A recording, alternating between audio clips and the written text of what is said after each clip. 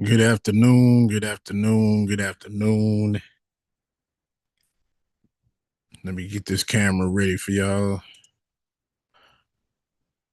and take that out a bit. All right. Good afternoon, y'all. Um, Thank you for tuning in to our Wednesday night bid here at True Believer.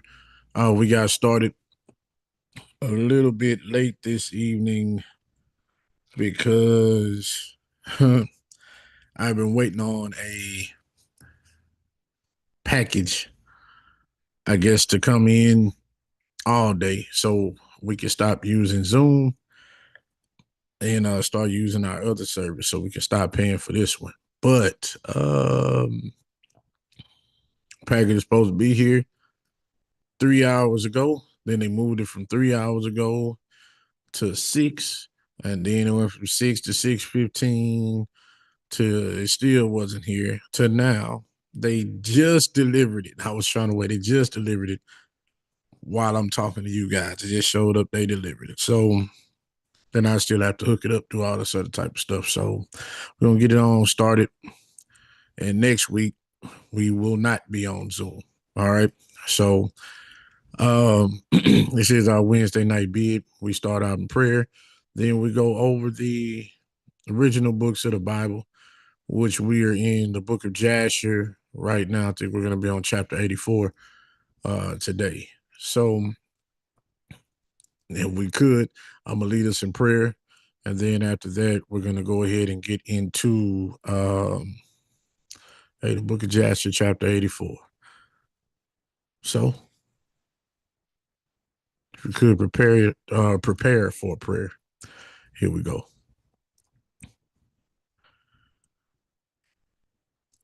Father, we come to you this evening, first giving you thanks, thanking you for you being you, thanking you for loving and creating us, thanking you for everything that you've done throughout our existence. It's a cliche saying if we had 10,000 tongues, we couldn't thank you enough. Well, everybody says that. But if we really just think about everything that you've done for us, for our families, for nations, for people, for animals, for the atmosphere, for the earth, for the universe, we just think about everything. Nothing in existence could thank you enough, Father. You are that I am. You are the Almighty, the everlasting, the all knowing. Everything is you, Father. And we thank you for being a great judge. Hmm. We thank you for being just. We thank you for being fair. We ask that you forgive us of our sins that we commit knowingly and unknowingly. We ask that you forgive us. The key word is ask because we know that your word states that some things you will forgive us for, some things you won't. That's up to you. When you look at us and you judge us and you look at our hearts, if you find us to be pure, you will forgive us for certain things. If you find us not to be pure, your word says you won't. We need to understand that. So I'm asking for forgiveness for me and those within the sound of my voice. Continue to hold us in your righteous hand. Continue to bless us. Continue to guide us. Continue to mold us, Father. And right now, I'm just praying for victims and other people of the senseless violence that's just going on. I know on the Sabbath I had said in Mississippi, some people that got shot up, and they did. We looked at it, I think it was 18 people shot and 4 people died. But then in Tennessee, a plant blew up and there was like 20 something people missing, and it was like 12 people died. Then somewhere else, it was a mall shooting and some other people died. And it's just every time it's just mass killing, mass shooting, mass stabbing. It's, the people went to the church, even though it was what a Mormon church or whatever church it was, and they have beliefs that, certain people automatically go to hell just for being a certain color. It still was some people in there trying to, they thought they were worshiping correctly, and then people just came and shot that up too. So it's I'm praying for that. The spirit of violence, the spirit of killing, the spirit of murder is just going around, and people don't even understand they're getting used. And this, I read a report yesterday here in Houston. They found 53 bodies in the bayou within the last 2 months. It's a bunch of stuff going on here too. It's stuff going on everywhere. I pray for those families, get them closure, comfort them. Hmm. When people die, Lord, I don't know too much of what to say. I just know only you can give them comfort. Only you can give them peace. Only you can heal their hearts. But then at the same time, I know it's a reason that you had these people die in certain kind of ways. And if we go into why and how people lived, then it gets real uncomfortable and people get mad at you because it was the loss of a loved one. But hmm, I say you are a righteous judge, true and just in all your ways.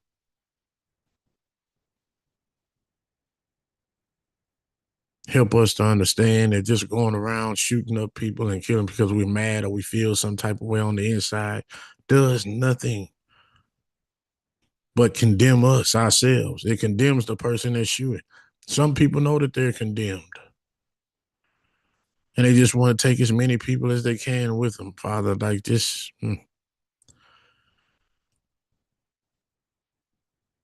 this is a great time for us to get back to you, get back to knowing you, get back to following your rules, your statutes, your commandments. Because when we look out here, the world that we live in, it is a scary place, especially for those that have children or plan to raise children, or people that don't like confrontation, or people that don't like violence. It's like you're in a violent world. It's going to touch you at some point, whether you want to or not, whether we end up going to war as a country, whether we go outside and somebody robs you at the store, or some person that's been robbed, or it's a family member that's been robbed, or you see on the news people are being killed, you're going to be affected by it some kind of way.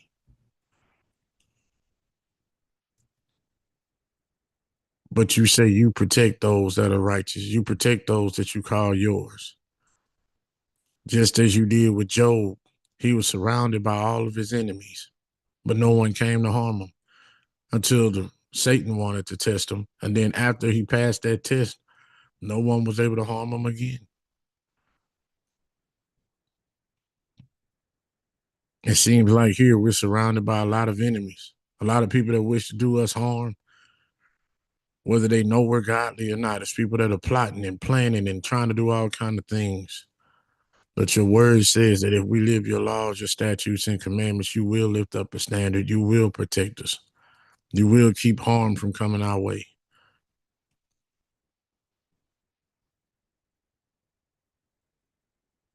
Continue to protect us, Father. Continue to keep us lifted up. Continue to keep us in your hand. Continue to bless us. Continue to have us beat the odds, no matter how extreme they are. Because when we read your word, it seems like that's what you want to happen. The long odds, you always are there. Whether it's 1,000 to 1, like we see in your word, or like you told me, it's a people as numerous as the sand going against 300 people. But somehow the 300 win. Somehow the righteous that you chose always turn out the win on the other side in impossible odds. That's what we ask you to do for us here, Father. Have us come out unscathed, untouched, unblemished. We don't smell like the smoke. We don't smell like the fiery pit.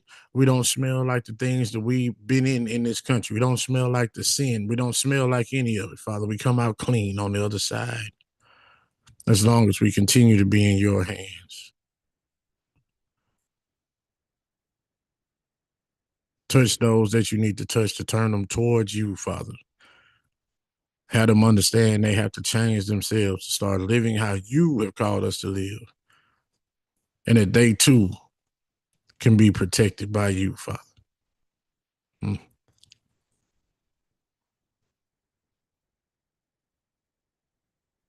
I pray all these things through the power of the Holy Ghost and your Son, Yeshua the Christ's name. Amen and amen. Yeah, that's really been bothering me the past couple of days, and today when I prayed, it just came out like that. I wasn't expecting it to come out in prayer like that. It just did. So in the midst of all the chaos, we're still here. We're still protected. We still have a chance to love on our families, to care about our families, and we're still here breathing with a chance to get everything right. That's all we can ask the Lord for. He's given us more than enough.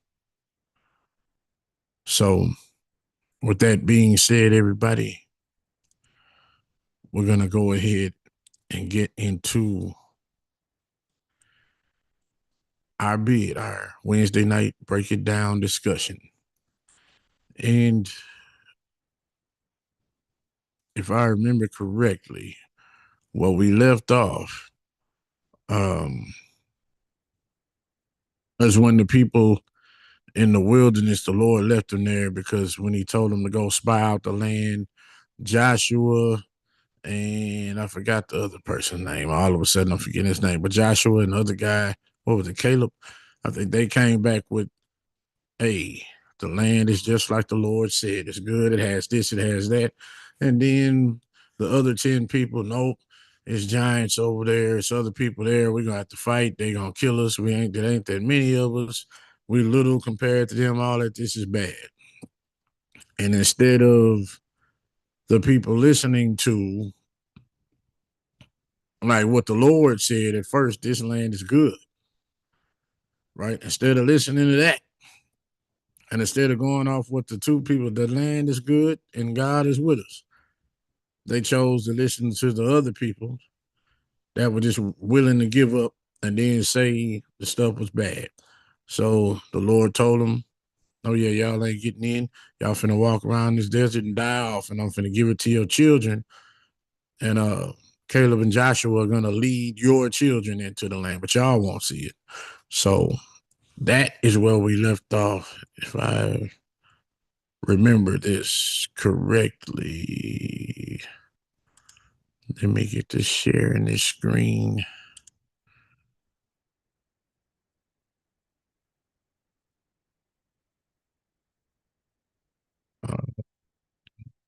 I'll see that.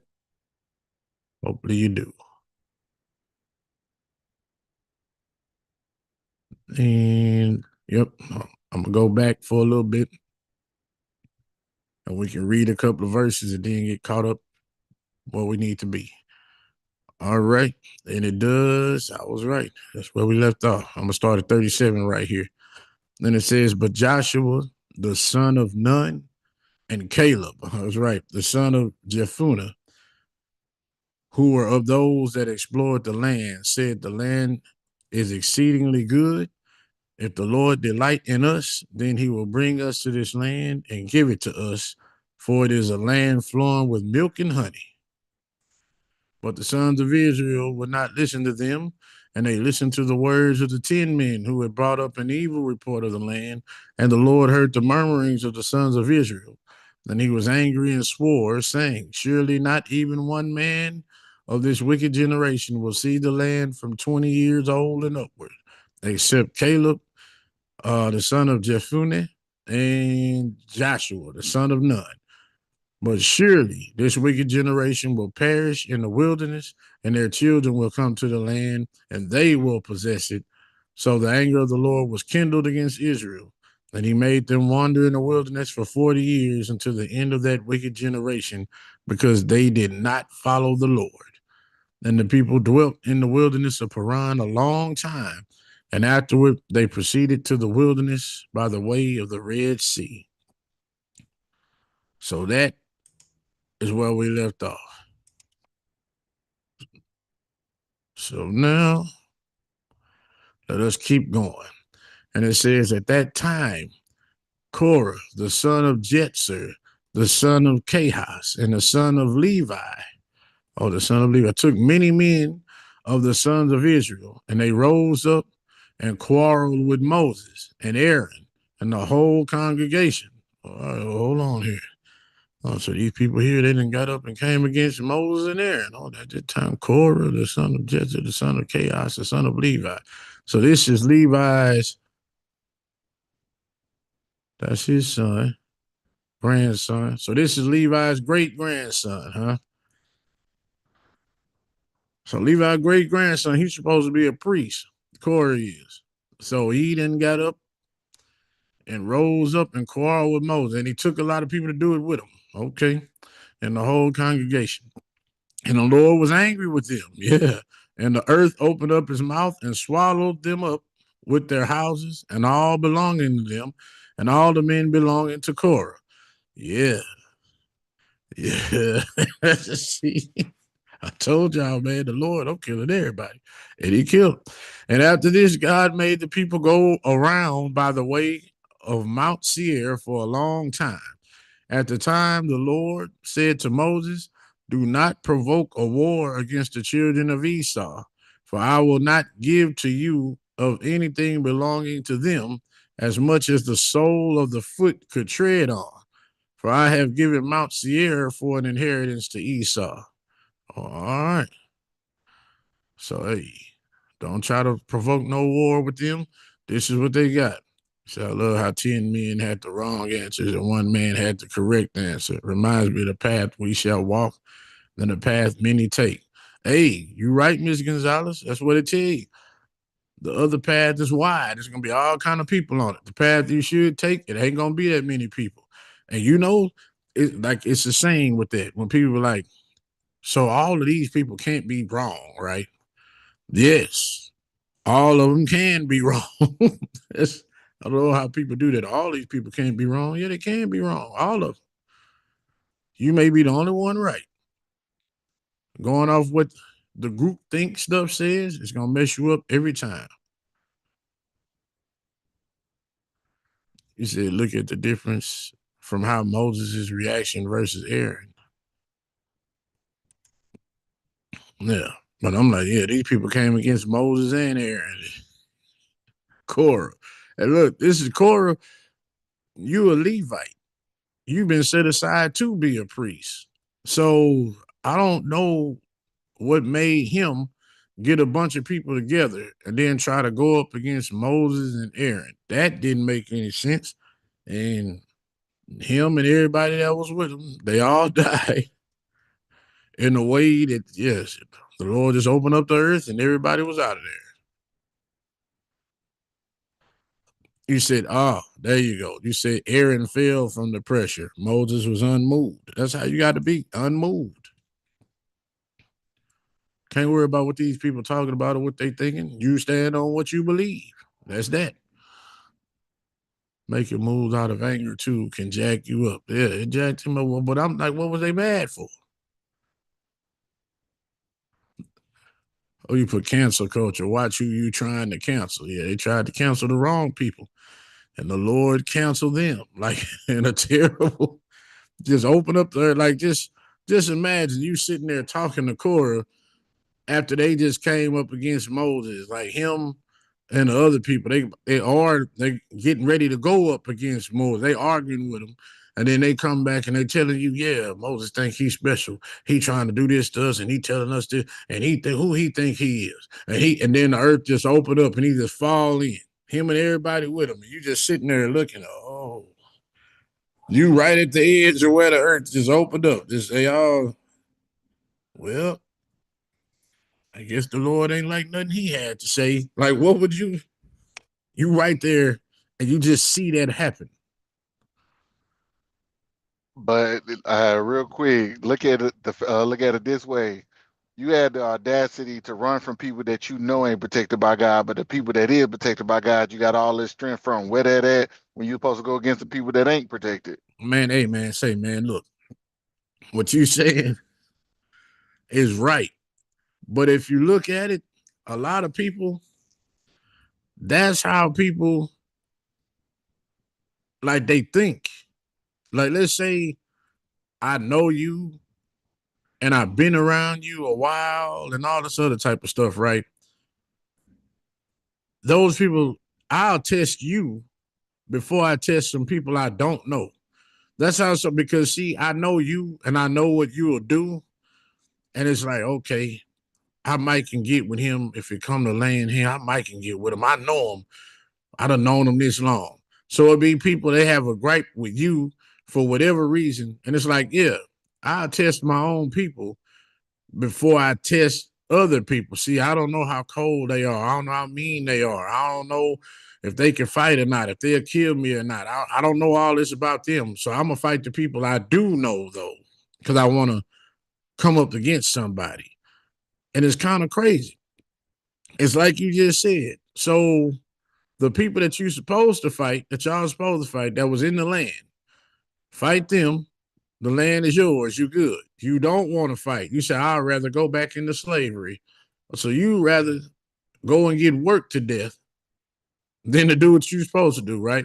So now all of a sudden, you would rather go up against Moses and Aaron, the people that's leading you that you know God is protecting. I'd rather come up against them than to fight the enemy. It's like you have people like that. I won't fight the enemy, but I'll fight the so-called friends, and they think they tough. Like really, people really think they tough. Really think they doing something like that. So you got to watch who you with. Let's just look at this distended. Look at the distended though between the judgment of the sister and the judgment of another man that came from holiness, Levi. Yeah, difference. Okay, look at the difference though between the judgment of the sister and the judgment. Now look, now that is okay. You talking back in the Bible where what Miriam she became a leper for a little bit. The Lord put leprosy on her. So I know kind of what she's talking about, and I'm go into that right now. See in the Bible when it says Aaron and Miriam were talking, and they kind of started talking against Moses. Like Miriam kind of was, I guess she was the leader of this. She was talking against Moses. And remember, she was a prophetess. To tell you she was a prophetess. So I guess she started feeling herself a little bit. They didn't like some stuff Moses was doing, but Moses is doing everything the Lord is telling him to do, right? So for some reason, she's talking to Aaron about it, and some stuff come out.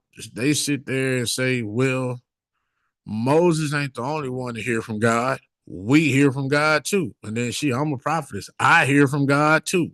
I hear this and that. We don't have to do what he's saying. I could lead just like he lead. I could do this. I could do this. So they start talking down on Moses. Like we ain't got to listen to him. I can lead. So that's when it says the Lord came to them, told them go up to the tabernacle, told Moses to meet him at the tabernacle, right? And then once they got there, it says the Lord had a cloud like over the tabernacle. See, there go a cloud, Miss Gonzalez. The cloud was over the tabernacle, and it said the voice of God started speaking out and was saying, like he pretty much said, if there's a prophet among you, I will let you know certain stuff to prophesy. But he was like, but even if there is a prophet, Do I talk to a prophet like I talked to Moses? And they kind of couldn't say nothing. I talked to Moses like he my friend. I talked to him all the time. Let him know what's up. He done came up to the mountain. I done gave him the command. I talked to Moses different. Prophet, I come to you in a dream. That's what he said. I talk to you through a dream. And I don't even talk to you that much. But for some reason, y'all feel y'all could talk down on Moses. And I don't know what made you think that. So it says, then the cloud went over Miriam and Aaron, and Miriam became a leper. Like she had leprosy. Aaron didn't. Miriam did. I'm like, so I guess a woman challenging a man's position, challenging his place. And it said the reason that she was challenging him is because it's talking about he was married to a Cushite woman. That's what it said in the Bible, right? But we just read in Jasher, which all of this is going together. Remember, it says in Jasher that Cushite woman that he was married to, he wasn't really married to her. Remember, it said they made him king because the Cushite king had died and he was fighting with him. And they were sitting there like, well, who can we get to replace him? And they were like, Moses. He ended up being the king's right hand man while we was in the war. So let's let Moses lead us. And when Moses leads us, the king's wife, she'll be his wife. Just like the king had a wife, he'll be the king. So she his wife now. He never came out and said, that's my queen. I want her to be a wife. But it did say she was fine. But the Lord said, you can't mess with her because she comes from like a certain bloodline. I forgot. It said like a Cushite, Canaan, and a Canaan or Cushite something. It was some bloodline she come from. So the Lord told him he can't mess with her. But she was fine. So remember, it told Moses every time she came in the room, Moses would look away from her because she looked that good.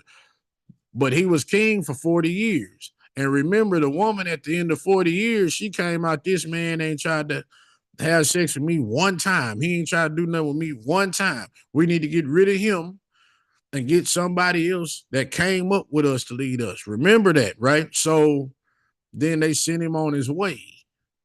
He got with Zipporah. He married Zipporah. So he never messed with the Cushite woman. He never chose her to be a wife. They just gave her to him when they made him king, and he still didn't touch her. So now Miriam, he ain't the only one here from God. He messed with that Cushite woman. Remember, he was married to her. So she is talking down on Moses. The Lord made her a leper, right? And when the Lord, I'm like, he didn't do it to Aaron, he did it to her. So I guess he putting her in her place. You stepping all outside of your place, talking about the Lord talk to me like he talked to Moses. No, he does not. So, and then Aaron prayed that the Lord, all right, don't leave her with leprosy, heal her so she can come back in. And the Lord was like, no, this is like me spitting on her face. It's to embarrass her. She finna now because if you had leprosy, you had to go outside the town. You couldn't be in there with everybody else because you was contagious. So he was like, and he ain't healing her. She finna be outside the town for 7 days. Everybody gonna look at her and be like, what did she do? Because she's supposed to be the prophet. So what did she do for this to happen to her? I'm like, so the Lord said this is like me spitting in her face. This is supposed to be disrespectful. I am disrespecting her. Oh, all right then. So if he did that to her for just thinking she can usurp the authority of Moses because she was a prophet, this dude here set aside to be a priest, and he gonna take a bunch of men and come up against Moses for whatever reason. Yeah, man. And Aaron. He came against both of them. The Lord just, yeah, I'm killing everybody. Open up and kill them.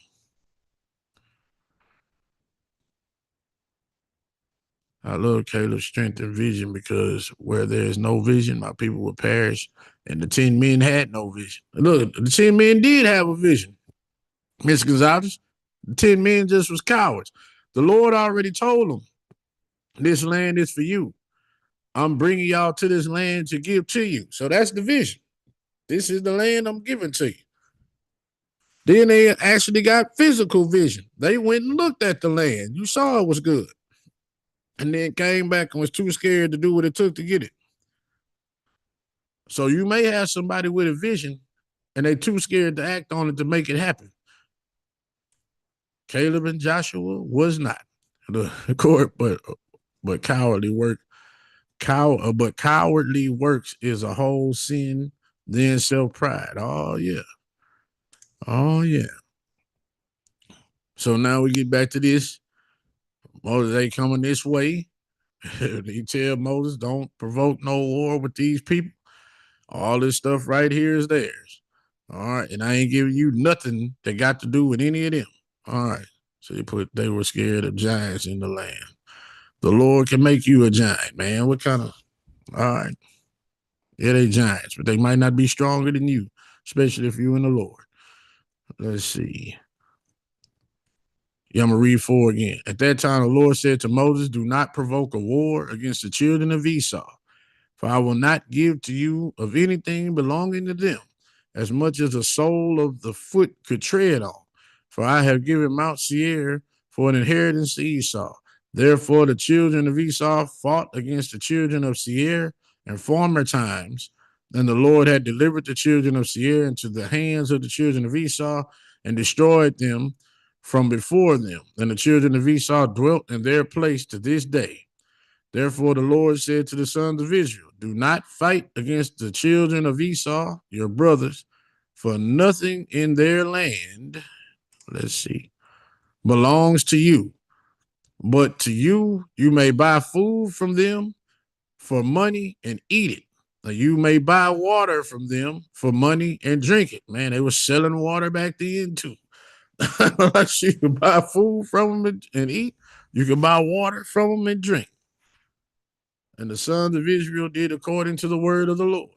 Then the sons of Israel went around the wilderness, going around by the way of Mount Sinai for a long time, and did not touch the children of Esau. And they continued in that district for 19 years. My goodness. At that time, Latinus, king of the children of Chittim, died and died in the 45th year of his reign, which is the 14th year of the sons of Israel's departure from Egypt. And they buried him in his place, which he had built for himself in the land of Chittim. And Abimnus reigned in his place for 38 years. Then the sons of Israel passed the boundary of the children of Esau in those days at the end of 19 years. So it took him 19 years to get past them. And they came and passed the road of the wilderness of Moab. And the Lord said to Moses, do not besiege Moab and do not fight against them, for I will give you nothing of their land. Then the sons of Israel passed the road of the wilderness of Moab for 19 years. So it took another 19 years. So it was like 38 years? Yeah. And they did not fight against them. And in the 36th year of the sons of Israel departing from Egypt, the Lord struck the heart of Sihon, king of the Amorites, and he waged war and went out to fight against the children of Moab. And Sihon sent messengers to Beor, the son of Janius. These names. Then the son of Balaam, counselor to the king of Egypt, and to his son Balaam to curse Moab, in order that it might be delivered into the hand of Sihon. Then the messengers went and brought Beor, the son of Janus. Hey, this that story in the Bible where it tells you don't go the way of Balaam? Like in the one of those prophets was Balaam, and the Lord told him to go and bless a certain people. And when I forgot who it was, they found out that the Lord was getting ready to bless him with a prophet, and then they paid Balaam to curse him instead of bless him. It might be. I forgot who that was. It's in the Bible though, but I remember it was Balaam that did it. So hold on. Yeah, you somebody that sounds like it. They were like, yeah, I remember it was Balaam that did it. So it looked like right now, yeah, they paid them to curse somebody so they can lose in the battle. And the messengers went and brought Beor, the son of Janius, and his son Balaam from Pethor in Mesopotamia. So Beor and his son Balaam came to the city of Shihon, and they cursed Moab and their king in the presence of Sihon, king of the Amorites. So Sihon went out with his whole family, and he went to Moab and fought against them and subdued them. And the Lord delivered them into his hands. And Sihon slew the king of Moab, and Sihon took all the cities of Moab in the battle. He also took Heshbon from them, for Heshbon was one of the cities of Moab, and Sihon placed his princes and his nobles in Heshbon, and Heshbon belonged to Sihon in those days. Therefore, the allegory speakers, Beor and his son Balaam, uttered these words, saying, Come to Heshbon, the city of Sihon will be built and established. Woe to you, Moab, you are lost. O people of Chemosh, behold, it is written on the scroll of the law of God. Oh, all right. And when Sihon had conquered Moab, he placed guards in the cities which he had taken from Moab, and a considerable number of children of Moab fell in the battle into the hand of Sihon, and made a great capture of them, sons and daughters, and he slew their king. So Sihon turned back to his own land. And Sihon gave numerous presents of silver and gold to Beor and his son Balaam, and he dismissed them, and they went to Mesopotamia to their home country. At that time, all the sons of Israel passed from the road of the wilderness of Moab and returned and surrounded to the wilderness of Edom. All right. So he had, right when the sons had got to Moab, Moab was in war with the people of Sihon, and Sihon beat all the people of Moab. All right. So I guess the Moab people would have tried to kill the Israelites. So the Lord had them go to war with Sihon and Sihon and them won. And then the people of the Israelites passed through there after that happened. So the whole congregation came to the wilderness of Sin in the first month of the 40th year from their departure from Egypt, and the sons of Israel dwelt there in Kadesh of the wilderness of Sin. And Miriam died there. Oh, there we go. Talk about Miriam. She died right there, and she was buried there. At that time, Moses sent messengers to Hadad, king of Edom, saying, "Thus says your brother Israel, please let me pass through your land. We will not pass through field or vineyard. We will not drink the water of the well. We will walk in the king's road." Then Edom said to him, "You will not pass through my country." And Edom went out to meet the sons of Israel with the mighty people. And the children of Esau refused to let the sons of Israel pass through their land. So the Israelites removed from them and did not fight against them. For before this, the Lord had commanded the sons of Israel, saying, You will not fight against the children of Esau. Therefore, the Israelites removed from them and did not fight against them. So the sons of Israel departed from Kadesh. Then all the people came to the Mount Hor. At that time, the Lord said to Moses, Tell your brother Aaron that he will die there. Goodness. Oh man, that's some bad news. Like you just we've been traveling, going through all of this. Then we get to this mountain. Yeah, it's another mountain. We get there. And the Lord just tell Moses, yeah, tell your boy Aaron, he finna die right here. And you just Aaron could be like, man, we've been going through great journeys, great things. You just sit there listening. Just yeah, yeah, everything sure was good. Look, man, I got some bad news. What is it? What happened? The people turning against the Lord again? Look, we got it. No, No, that ain't it. Look, the Lord said it's it for you, man. What do you mean? Like, where we at right now? Told me to tell you finna die here, bro. Like, how you just tell somebody that? But you walk up to the Lord, just, yeah, tell him he finna die here. You just walk right up to him. Aaron, yeah, hey, man, you finna die right here. The Lord said. All right. So, like, how do you do that? But you got to do it, right? Tell your brother Aaron that he will die there, for he will not come to the land which I have given to the sons of Israel. Then Aaron went up to Mount Hor at the command of the Lord in the 40th year in the 5th month, in the first day of the month. Then Aaron was 123 years old when he died in Mount Hor. Oh, man.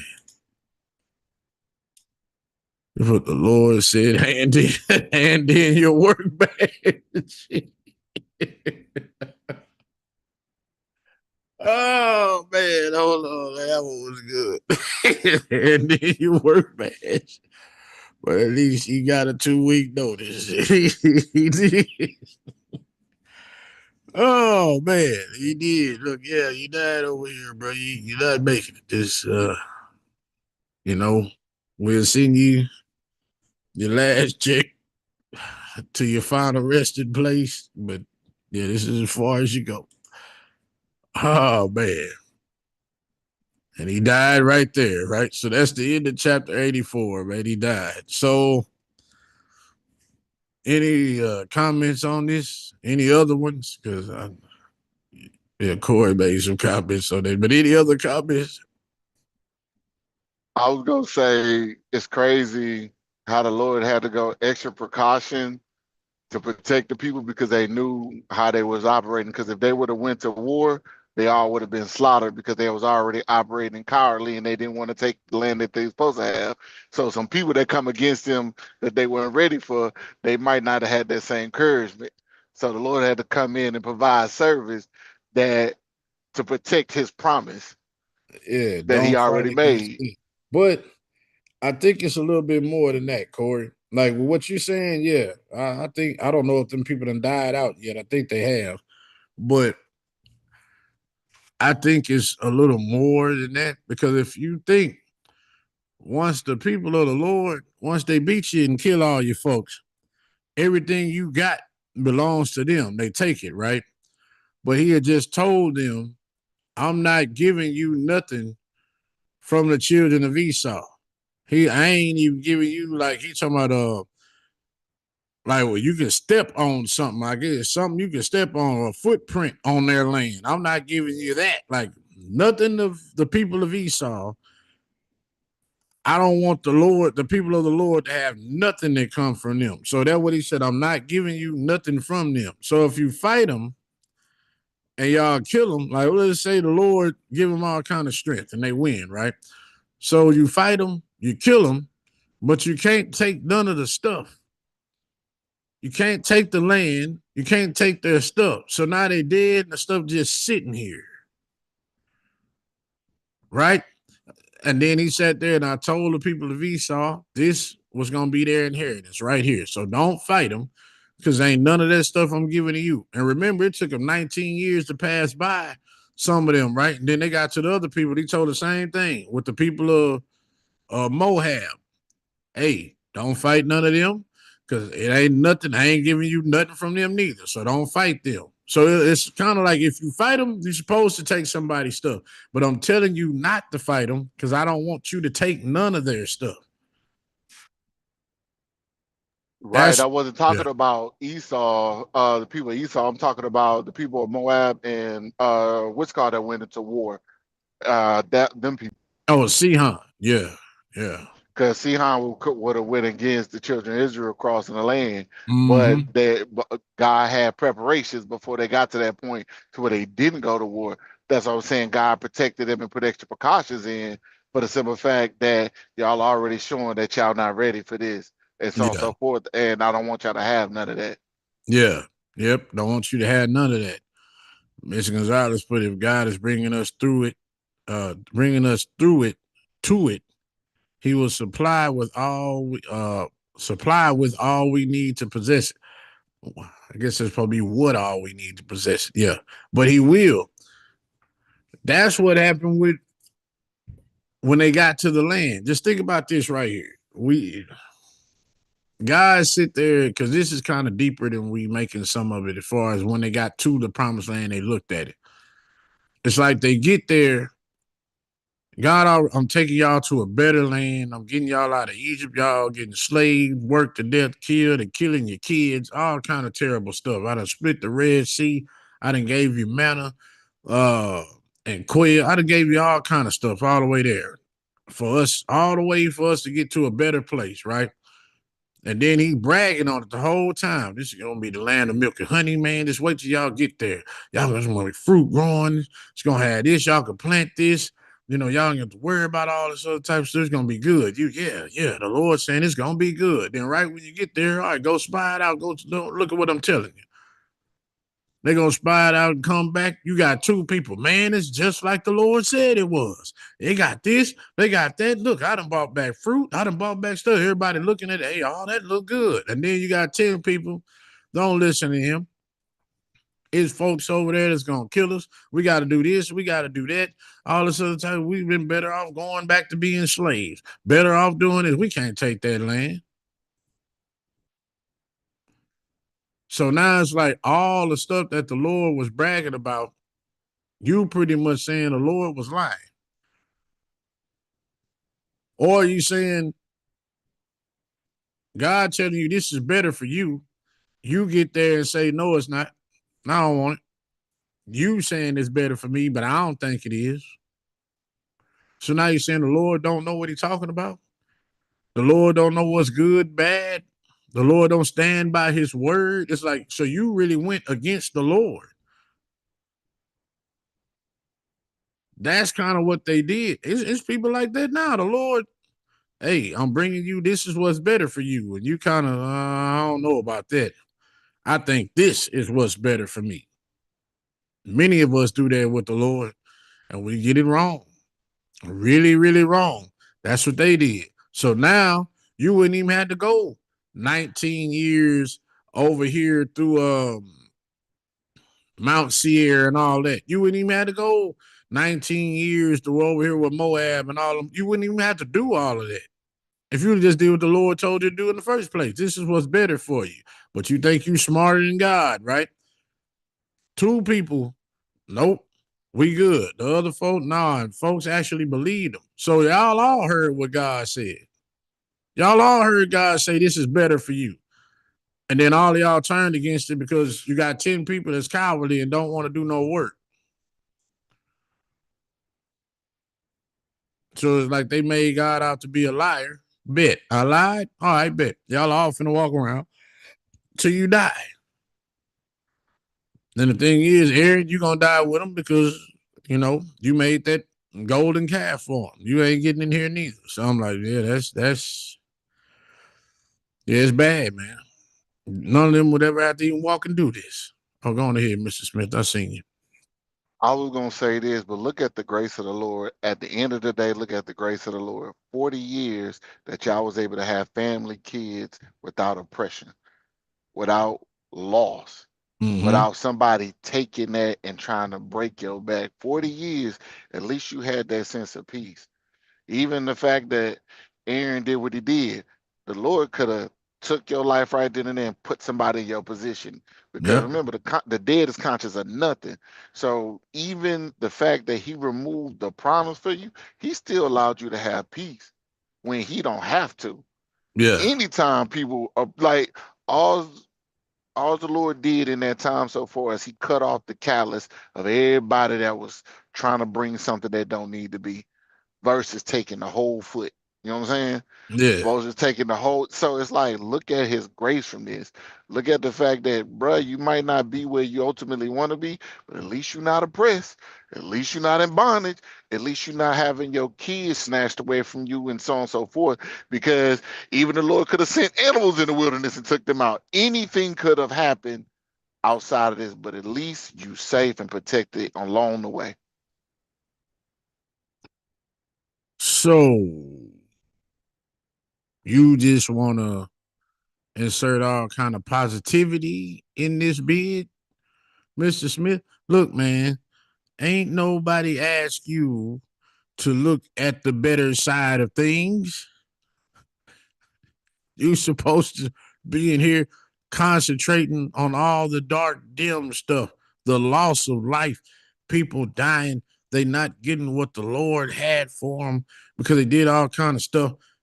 Aaron ain't making it in. The people just wandering out here. You supposed to be concentrating on that, not trying to be positive, thinking of all kind of positive stuff. At least the Lord let you have peace and gave you 40 years of peace and people ain't snatching your kid. Why you got to see stuff like that, huh? Why you? Oh, man. That's a great way to look at things, Corey. That's a great way, man. Great way. Good of you to point that out. I think Miss Gonzalez, like she pointed that out too, she said true. Because y'all could have been going through all kind of stuff. Y'all could have been walking out here and went to sleep, and then scorpions could have came and stung you in your sleep, and everybody did. It could have been all kind of stuff. Or he could have just opened up the earth like he did with what's his name? Cora. Cora. What was his name? Let me go back to it. Yeah, Cora. He could have did you like that. Just him and everybody that was with him. Oh, y'all on this? Earth just opened up. Everybody died. He could have did that, but he didn't. He gave you 40 years. Spend time with your family. Raise your kids right because y'all gonna die and you ain't gonna see them no more. Raise your kids. Thank the Lord. Repent for your sins. Do that. He gave you time. It's a great way to look at stuff.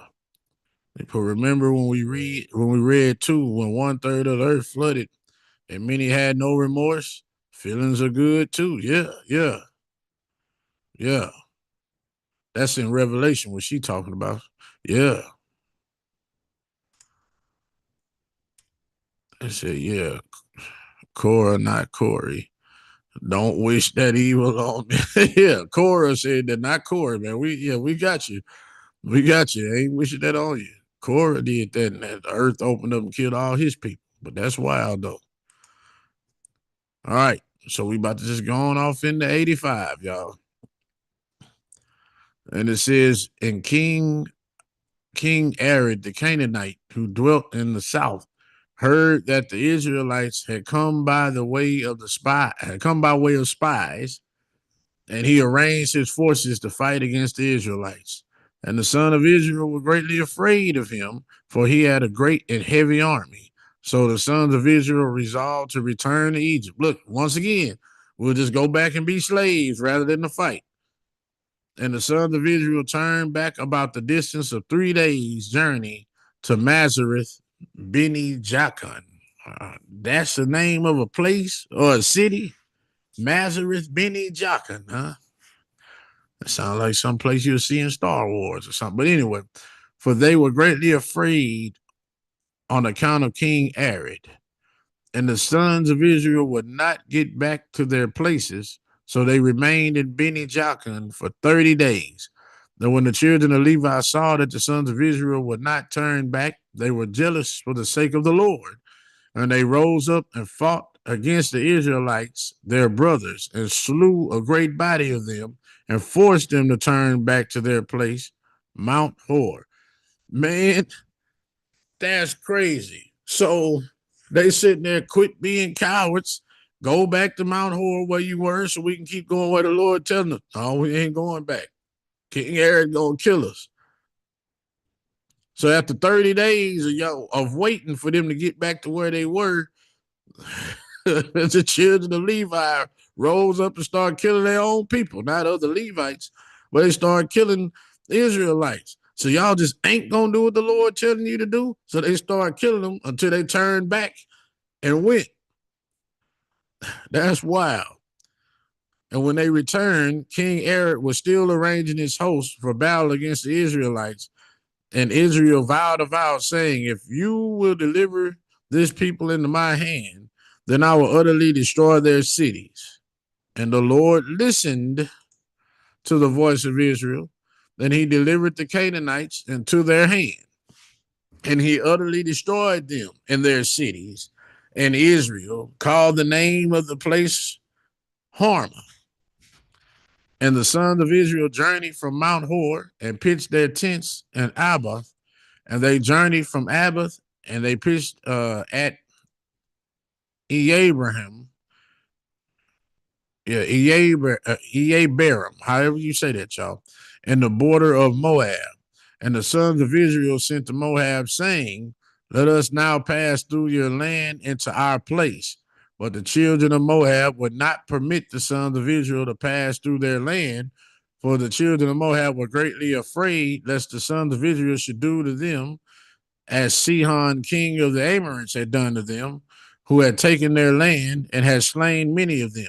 Therefore, Moab would not permit the Israelites to pass through his land. And the Lord commanded the sons of Israel, saying that they should not fight against Moab.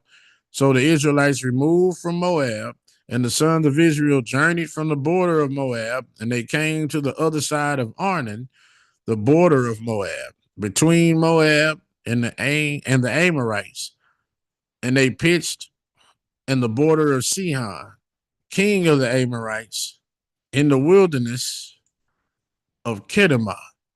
And the sons of Israel sent messengers to Sihon, king of Amorites, saying, let us pass through your land. We will not turn into the fields or into the vineyards. We will go along by the king's highway until we have passed your border. But Sihon would not permit the Israelites to pass. So Sihon collected all the people of the Amorites and went out into the wilderness to meet the sons of Israel. And he fought against Israel and Jahaz. And the Lord delivered Sihon, king of the Amorites, into the hand of the sons of Israel. And Israel struck all the people of Sihon with the edge of the sword and avenged the cause of Moab. And the sons of Israel took possession of the land of Sihon from Aram to Jabbok to the children of Ammon. And they took all the spoil of the city. See, he took everything. See, remember what I'm talking about. When they take over, they take everything. Once they kill, they take all of this stuff. It's theirs. That's why he was don't take nothing from the people of Esau, nothing from them other ones. I don't want y'all to have none of that. So Sihon, he didn't say nothing about them. And Sihon then went out and fought them first. So yeah, they died and we taking all your stuff. And Israel took all the cities, and Israel dwelt in all the cities of the Amorites. And all the sons of Israel resolved to fight against the children of Ammon to take their land also. So the Lord said to the sons of Israel, do not besiege the children of Ammon, nor stir up battle against them, for I will give nothing to you of their land. And the sons of Israel listened to the word of the Lord and did not fight against the children of Ammon. And the sons of Israel turned and went up by the way of Bashan to the land of Og, king of Bashan, and Og, the king of Bashan, went out to meet the Israelites in battle. And he had many valiant men with him, and a very strong force with people of the Amorites. And Og, king of Bashan, was a very powerful man. But his son Naran, so you got Aaron, and then you got Naren. Yeah, Naran or Naren was exceedingly powerful, even stronger than he was. And Og said in his heart, behold, now the whole camp of Israel takes up a space of 7 miles. Now I will strike them at once without a sword or a spear. And Og went up Mount Jahaz and took one large stone from there, the length of which was 7 miles. Oh, so he was that strong, huh? He done went up there and picked up a big giant rock, 7 miles long, and I'm finna throw it on him. And his son was stronger than him. And he placed it on his head and resolved to throw it on the camp of the sons of Israel to strike all the Israelites with that stone. And the messenger of the Lord came and pierced the stone on the head of Og, and the stone fell on the neck of Og, so that Og fell to the earth on account of the weight of the stone on his neck. At that time, the Lord said to the sons of Israel, do not be afraid of him, for I have given him and all his people and all his land into your hand, and you will do to him as you did to Sihon. And Moses went down to him with a small number of the sons of Israel. And Moses struck Og with the stick at the ankles of his feet and slew him. Hold on, man.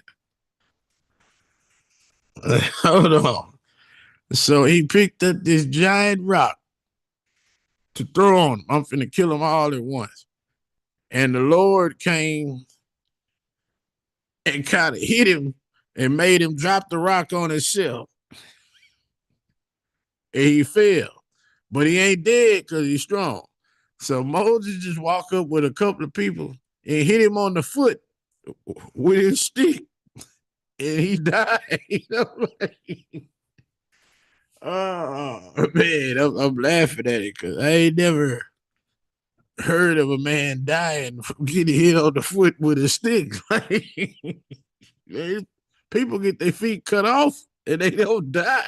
Like he just hit him with a foot and he died. That's why I'm laughing. You this strong. You was about to throw a 7-mile rock on him, and you died from getting hit on the foot with a stick. All right, man. The Lord, he be having jokes with some of this stuff. Yeah, let me see. And it says, and all the people, I'm going to read that again. Y'all, that was funny. Moses went down to him with a small number of the sons of Israel, and Moses struck Og with a stick at the ankles of his feet and slew him. Afterward, the sons of Israel pursued the children of Og and all his people, and they beat and destroyed them until there was no remnant left of them. My goodness.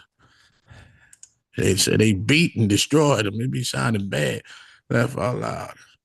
Oh, we why should never compare ourselves to crickets? I'm telling you, man, hey man, or grasshoppers. That you up here strong and swole, huh? The Lord made you drop the rock on yourself and hit you in the ankle and you died. It says, yeah. Afterward, Moses sent some of the sons of Israel to spy out Jasher. But Jasher was a very famous city. Then the spies went to Jasher and explored it. And the spies trusted the Lord. Yeah, that's right. They trusted the Lord and they fought against the men of Jasher. And these men took Jasher and his villages. And the Lord delivered them into their hand. And they drove out the Amorites who had been there. And the sons of Israel took the land of the two kings of the Amorites, 60 cities, which are on the other side of the Jordan, from the brook of Arnon to Mount Hermon. And the sons of Israel journeyed and came into the plain of Moab, which is on the side of the Jordan by Jericho. And the children of Moab heard all the evil which the sons of Israel had done to the two kings of the Amorites and to Sihon and Og. So all of the men of Moab were greatly afraid of the Israelites. And the elders of Moab said, behold, the two kings of the Amorites, Sihon and Og, who were more powerful than all the kings of the earth, could not stand against the sons of Israel. How then can we stand before them? Surely they sent us a message before, now to pass through our land on their way, and we will not permit them. Now they will turn on us with their heavy swords and destroy us. And Moab was distressed on account of the sons of Israel, and they were greatly afraid of them. They counseled together what was to be done to the sons of Israel, and the elders of Moab resolved and took one of their men, Balak, the son of Zippor, the Moabite, and made him king over them at that time. And Balak was a very wise man. You got to be with that kind of name, Balak. And the elders of Moab rose up and sent to the children of Midian to make peace with them. For a great battle and enmity had existed between Moab and Midian in those days, from the days of Hadad, the son of BIDD, king of Edom, who struck Midian in the field of Moab to these days. And the children of Moab sent to the children of Midian, and they made peace with them. And the elders of Midian came to the land of Moab to make peace in behalf of the children of Midian. the elders of Moab counseled with the elders of Midian to do what to do in order to save their lives from Israel. And all the children of Moab said to the elders of Midian, now therefore the sons of Israel lick up at all that are around us as the ox licks up the grass of the field. For thus they did to the two kings of the Amorites who were stronger than we are.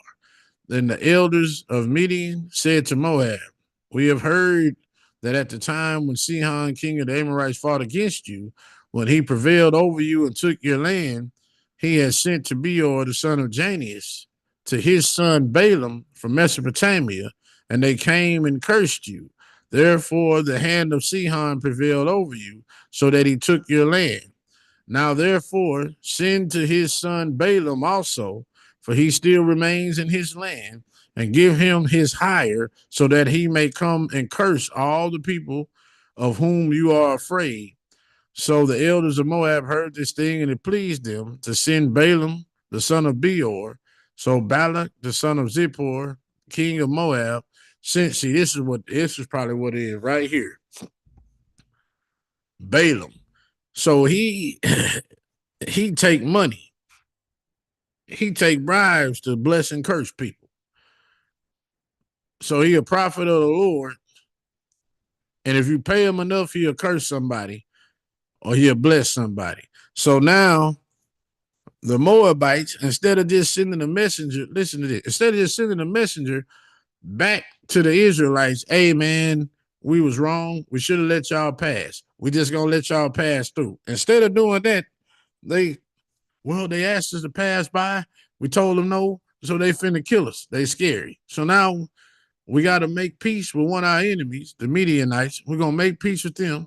Then we're gonna all get together. We got to figure out how we're gonna beat the Israelites. Well, let's go pay this dude to curse him. Then when we fight him, we might can win. So that's what they're trying to do. Look at the example you gave earlier in this when we started.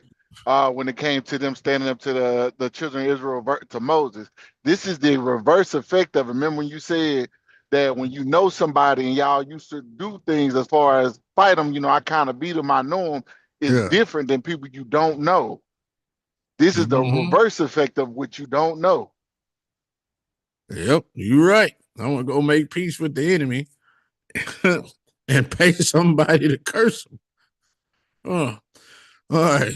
But So, look, look, huh? look, look, look. I think about that old Busta Rhymes video where he said, I'm gonna bless you, but it's gonna cost you about 100,000." Yeah, yeah. That's just good. It's gonna cost me that much. That's what they got to do to Balaam. We gonna. Oh, so you want me to curse the people of Israel, huh? All right. Well, it's gonna cost you about 1,000 shekels of silver and gold, and I can see what I can make happen. This is what they finna go do. Everyone really knew the tongue can speak life and death. Yep, and still chose to move wrong. That's right. They chose to move wrong, Miss Gonzalez. They still chose it. Look, so Balak, the son of Zippor, king of Moab, sent messengers to Balaam, saying, behold, there is a people having come out from Egypt. Behold, they cover the face of the earth, and they abide near me. Now therefore come and curse this people for me, for they are too mighty for me. Perhaps then I will prevail to fight against them and drive them out. For I heard that he whom you blessed is blessed, and whom you curse is cursed. So the messengers of Balak went to Balaam and brought Balaam to curse the people to fight against Moab. And Balaam came to Balak to curse Israel, and the Lord said to Balaam, "Do not curse this people, for it is blessed." And Balak urged Balaam to curse Israel day by day. But Balaam did not listen to Balak on account of the word of the Lord which he had spoken to Balaam. And when Balak saw that Balaam would not accede to his wish, he rose up and went home. And Balaam also returned to his land.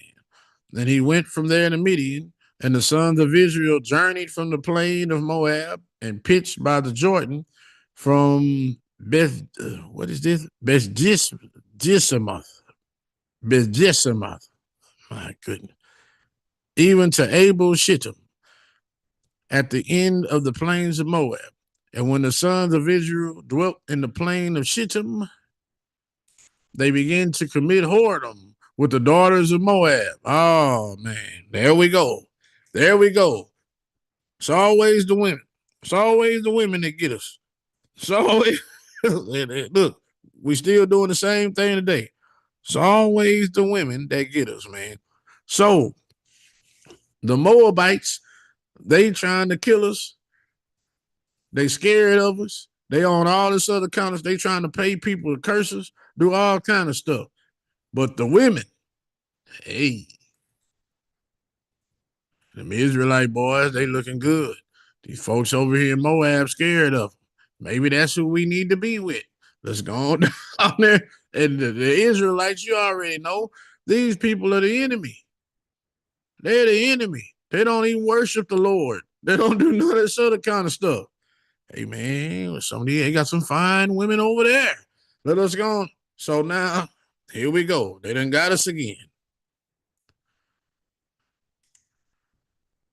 Did Balaam believe in God? Or no, because God was originally the first one to say, curse those who curse and bless those who bless. The Lord did say that at first, but he said that to he said that to Abraham. He said that to Abraham, right? But it tell you Balaam was a prophet. So that means the Lord gave him a gift. And the Lord also will tell him who to curse and who not to curse. But I don't know this whole now you taking money. I'm a curse who you want cursed if you pay me. I'm gonna bless who you want blessed if you pay me. Like that's kind of crazy. But in the Bible, it say he cursed somebody, well, he withheld a blessing from somebody that he was supposed to bless. And it's like some people heard he was supposed to go to this land and bless some people, and they paid him not to bless them. And he did. And then the Lord, pretty much got him for that. So yeah, but this year I said, man, it's always the women that get us, man. This is crazy. To commit whoredom with the daughters of Moab. And the sons of Israel approached Moab, and the children of Moab pitched their tents opposite to the camp of the sons of Israel. And the children of Moab were afraid of the sons of Israel. And the children of Moab took all their daughters and wives of beautiful aspect and attractive appearance and dressed them in gold and silver and costly garments. Then the children of Moab seated those women at the door of their tents in order that the sons of Israel might see them and turn to them and not fight against Moab.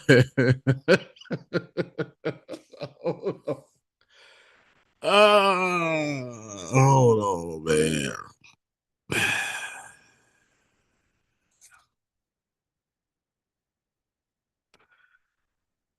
This is crazy. So these Moabites, I was gonna say these Moabs, these Moabites were so scared of the people of Israel that they that close to the land, right? So now the women then came over there and just started messing with them. So now it's like the dudes see, hey, they think our women look good. This is what we need to do. So it's kind of like if we get them to start messing with our women, they might not fight us. You got daughters, you got wives, right? These women are married, stuff like that. Just think, I'm so scared of somebody. They like my wife, they think my wife fine. So what I do, I come set up a tent real close to them, right? They don't see me.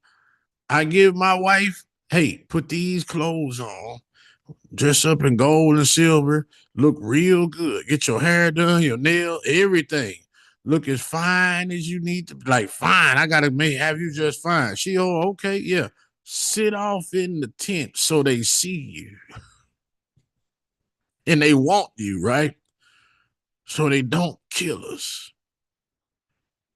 And then you got daughters. Yeah, yeah. Look, y'all all dress up, fine as you can dress, provocative, everything. It's like you turning your wives and your daughters into whores so they don't kill you. And it ain't just one person. It said they all started doing this. So now, let's say a person of Israel come over there, walk, put thumbs down, all his thumbs down. It's like, look, this is what they do. So now, when some dudes of Israel come over there and they just take your wife and just start knocking her down, like they just take your wife and you got a husband in here and she looking there and like, no, look, you done cleared out. You see him coming over here, whatever son of Israel this is, he come over here. If he want my wife, he can have her as long as it's going to make him not kill us and make them stop fighting. So he leave out the tent. You just go in there, mess with his wife, mess with his daughters. He don't mind. As long as they don't kill us, it's cool. Or he take you, yeah, you my wife now.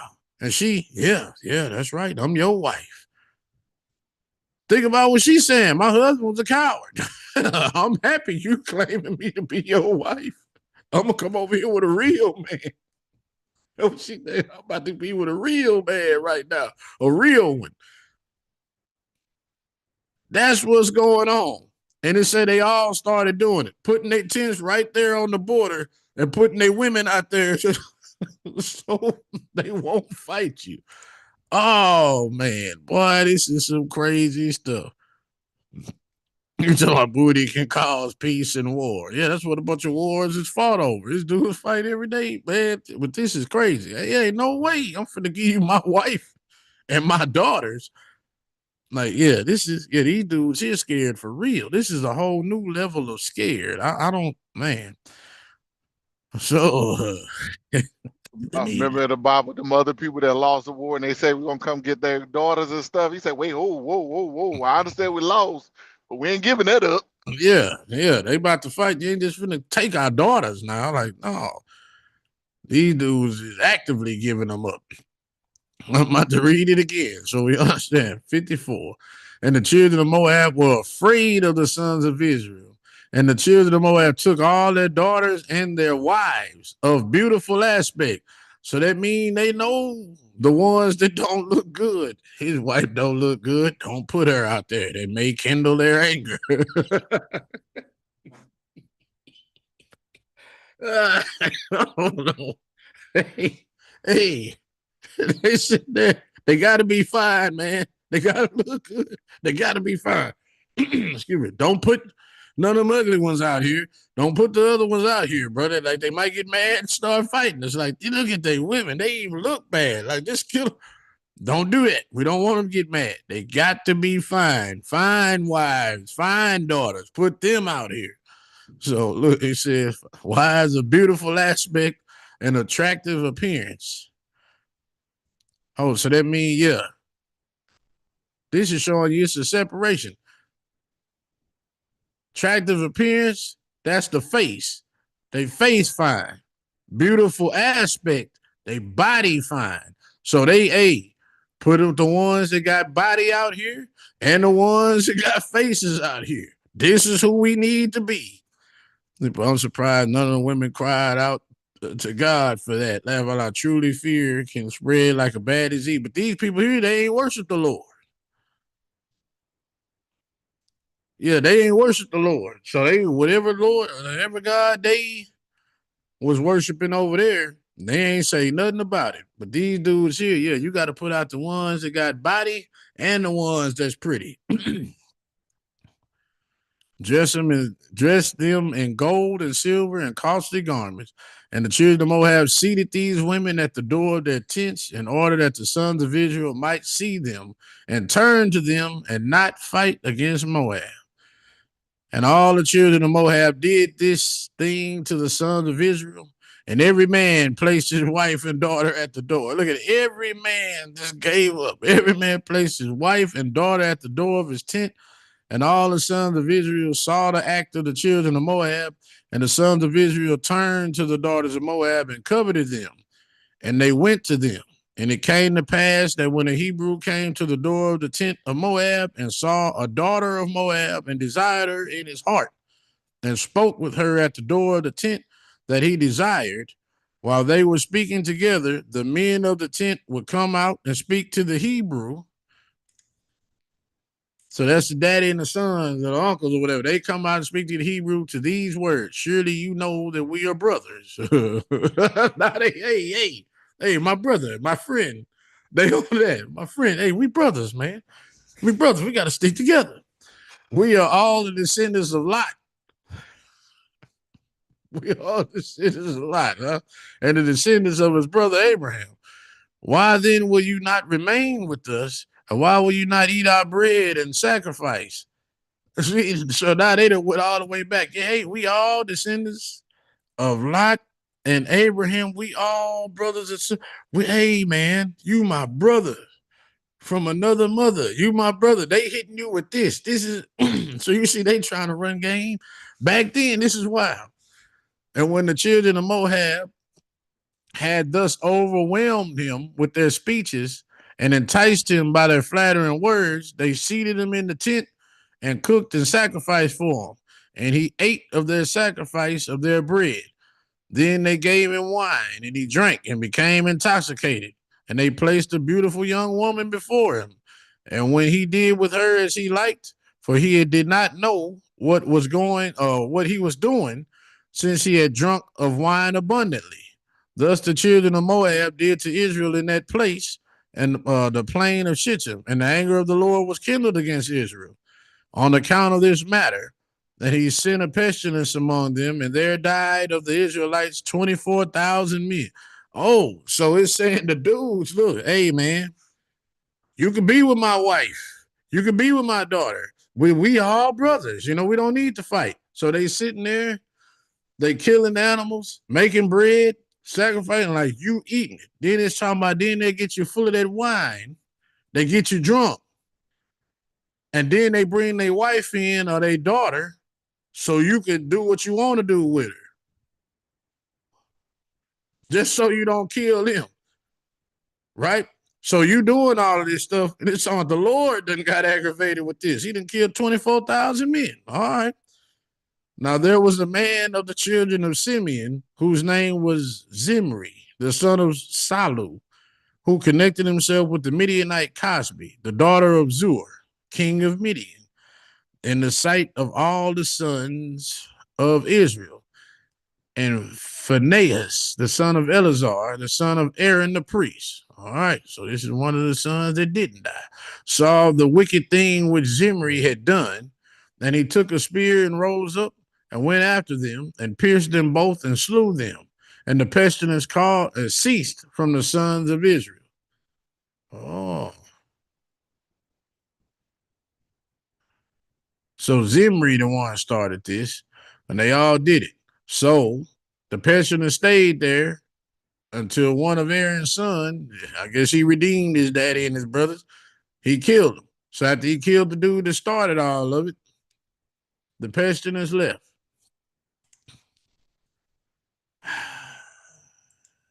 Yeah, y'all. This is a lot, boy. These people was that scared. I'm gonna give you my wife and my daughter, get you full of that drink. Hey, have your way with her. She all right. Just do what you want to do. Long as you don't kill us. That's man, these boys is cowards. People, they knew God's word but didn't follow him. Crazy. Noah believed until they were at the door of the tent. They did. They should have caught on because Lot was Abraham's nephew, not his brother. That's hey, they ain't look, we all brothers. We lit. Lot was considered righteous. Abraham was considered right. That make us brothers in righteousness. Hey, we shouldn't be fighting. We should all get along. Look, we got food in here. We got bread. You seen our women. That's what brought you over here, right? You want her? Yeah, you can have her. Man, sit down and eat. Sit down. Why you standing? Why you still standing? Hey, sit down. Hey, put that pillow there. You know, don't want to sit on. Sit down, sit down. Look, start cooking. Get the cooking. Yeah, hey, we are brothers. We're brothers. They doing all of that type of stuff. Then they get you full of the drink. Which one you want? My wife, my daughter? Who? Well, I wanted this one. Yeah, hey, come on in here. Hey, there you go. You know what to do. The Lord got mad at this. Like, what? You know all this wrong? Y'all partaking in it? Zimri, you started it. And everybody else just followed you doing it, huh? Yeah. 24,000 men died. That's wild. You got people that scared, they just throw their women at you. Just you going to take them, do whatever you going to do. And you know, as a believer, you shouldn't even be messing with them. They don't worship the Lord. They ain't on none of that. He told me brothers were happy and were singing, and they all were colored. They gave each other a high five. They did. Oh, Mrs. Mitchell, man, that's wild.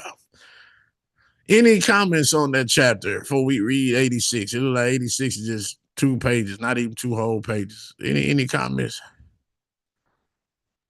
I was gonna say about the rock falling and stuff. That's some real cartoon stuff. But I was gonna say, think about this though.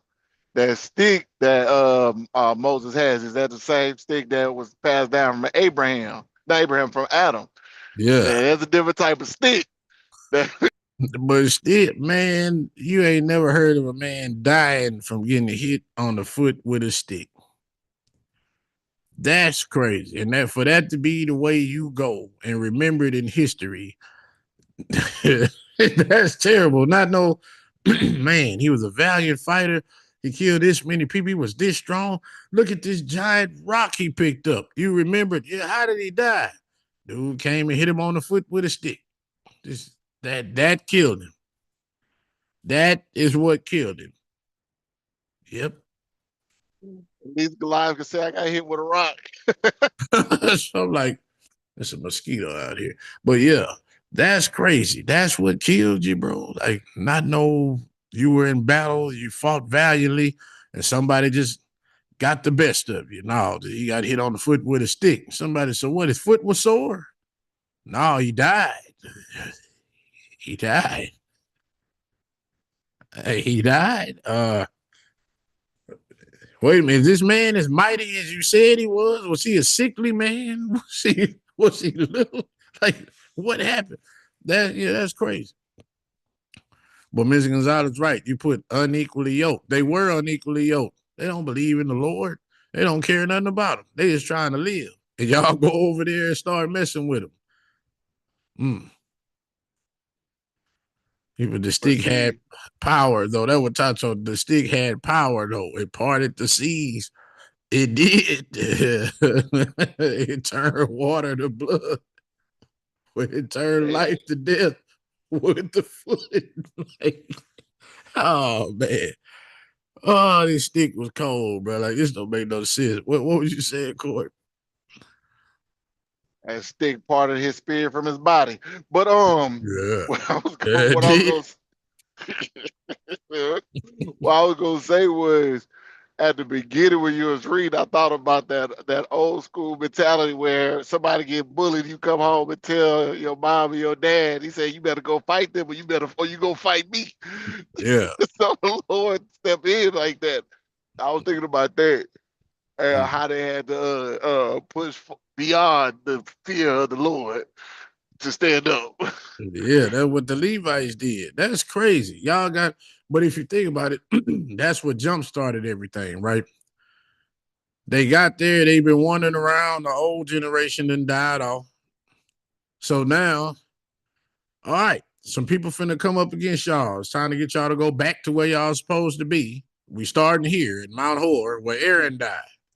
That's where we start. And y'all hear this king coming up against you. You nope, no, they gonna kill us. You get so scared, you try to run the opposite way of where you need to be going. And they sitting there, get all the people, y'all need to get back on the path. We starting from here, we got to go that way. And these people just won't get right. It's 30 days pass by. They no, we are not going that way. We're not doing it. So much to where the designated priests have to get out and start fighting y'all and killing y'all. Like, so they end up killing all the cowards off. So yeah, you still had some that was cowardly there. All the cowards that wouldn't get back right, they killed them off. Then after that, all right, I guess we're gonna start with this many. Them other cowards is dead. Then that's when they, all right, Give us strength, and we'll fight, and we'll keep fighting till we take everything we need to take. If you give us strength. And they said the Lord heard them and he gave them strength. Now they're fighting all these people. They're taking what they should have. This is what they should have did in the first place. But you still had them cowards, and they still got killed. But yeah, Mr. Gonzalez put, you think that's why people in movies poke people with a stick to see if they dead or not? No, they poke you with a stick because they scared. If they walk up on you and touch you, you alive, you might get them. So they poke you with that stick. Not like this, because that stick ain't finna kill nobody. They hit him on the foot and he died. But yeah, hey man, that's the coldest stick ever. So, all right, I'm gonna read 86, and then it's gonna be a wrap for the night, y'all. It says, at that time after the pestilence, the Lord spoke to Moses and to Eleazar, the son of Aaron, the priest, saying, number the heads of the whole community of the sons of Israel, from 20 years old and upward, all that went out in the army. And Moses and Eleazar numbered the sons of Israel after their families. The number of all of Israel was 700,730. And the number of the children of Levi from 1 month old and upward was 23,000. And among these there was not a man of those numbered by Moses than Aaron in the wilderness of Sinai. For the Lord had told them that they would die in the wilderness. So they all died. And not one had been left of them except Caleb and the son of Jephunneh, and Joshua, the son of Nun. And it was after this that the Lord said to Moses, say to the sons of Israel to avenge on Midian, and say to the sons of Israel to avenge on Midian the cause of their brothers, the sons of Israel. And Moses did so. And the sons of Israel chose from among them 12,000 men, being 1,000 to a tribe. And they went to Midian, and the sons of Israel warred against Midian, and they slew every male, also the 5 princes of Midian. And they slew Balaam, the son of Behor, with the sword. So that boy Balaam ended up getting killed anyway. They killed him. And the sons of Israel took the wives of Midian captive with their little ones and their cattle and all belonging to them.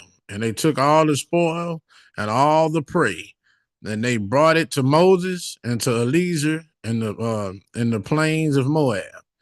And Moses and Eleazar and all the princes of the congregation went out to meet them with joy. And they divided all the spoil of Midian. And the sons of Israel had been avenged on Midian for the cause of their brothers, the sons of Israel. So he went out. We're going to take back what they stole from us. They took it. Now, that was real short. I'm about to read 87 because it looked like this one's short too. And it says, and at that time, the Lord said to Moses, behold, your days are approaching to an end. Good. They go to 2-week notice. That court was something. They go to 2-week notice. Now take Joshua, the son of Nun, your servant, and place him in the dwelling place, and I will command him. And Moses did so. Hold on, let's see what you got up here. You wrote something. The Lord was building up their bank account. Oh, yeah, he was. Well, this is, yeah. Place him in the dwelling place, and I will command him.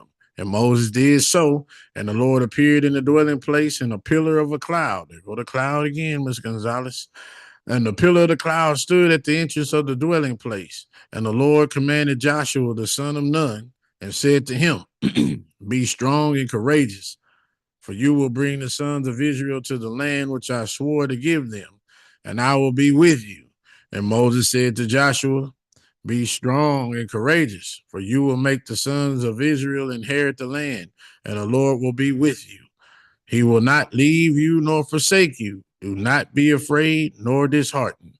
And Moses called to all the sons of Israel and said to them, you have seen all the good which the Lord your God has done for you in the wilderness. Now therefore observe all the words of this law and walk in the way of the Lord your God. Do not turn from the way which the Lord has commanded you, either to the right or to the left. And Moses taught the sons of Israel statutes and judgment and laws to do in the land as the Lord had commanded him.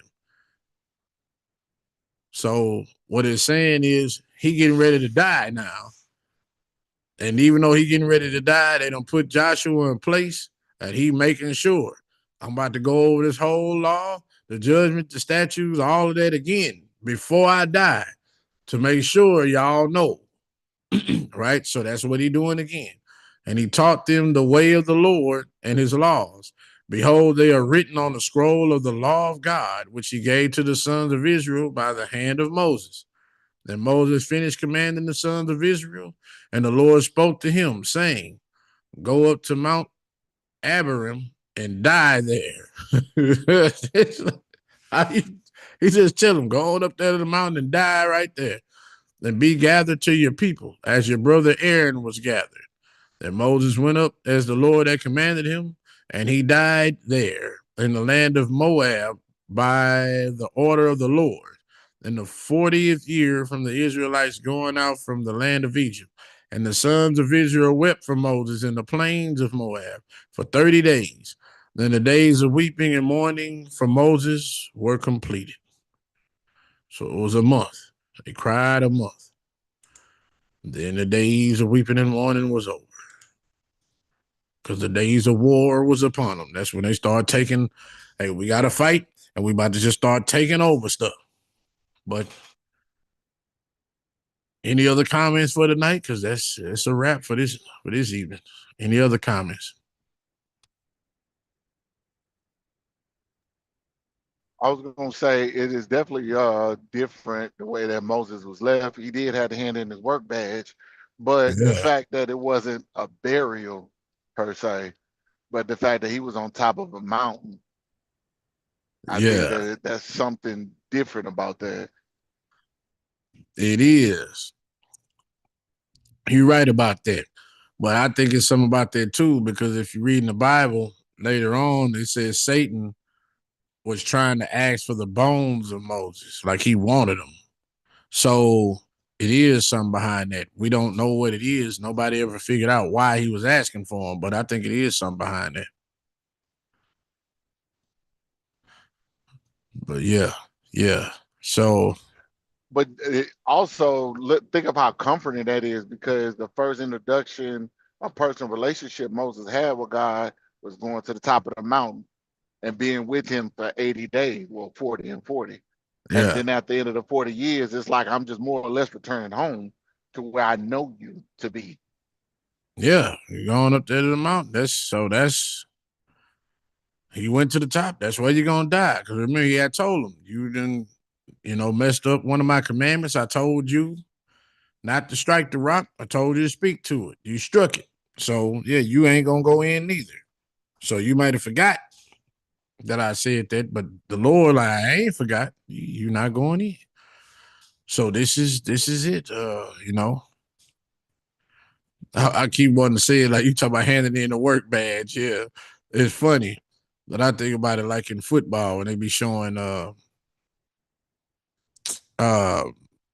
when people be trying to make the team and you don't make the team, like you be practicing, you out there working hard every day, and they show before you get cut from the team, it's a coach come and he tell you like whatever the head coach name is. Let's say coach such and such. He walk in there and he coach such and such wants to talk to you and bring your playbook. They tell you that. Bring your playbook. That's it. I mean, you got to turn everything in. And once you turn it all in, like why they got you talking to the coach, they got somebody that done came and cleared your locker out and all of that. And they gonna hand it to you. Your service with us is over. So it's like when they come to the when he come tell you it's time to hand in your playbook, it's over. You call it turning in your work badge. Either way, it's the same thing. You turn it in, it's done. Yes, millions dollar put truly a just God, same as today, yesterday, and tomorrow. Yep, he ain't forget what he said. I remember. But yeah, that's gonna be a wrap for this evening, y'all. So,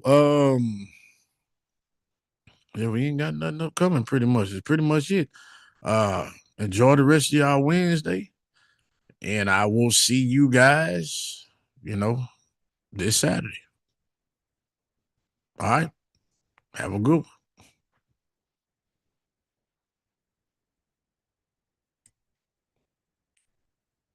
He did handle it gracefully, Mr. Gonzalez. He did.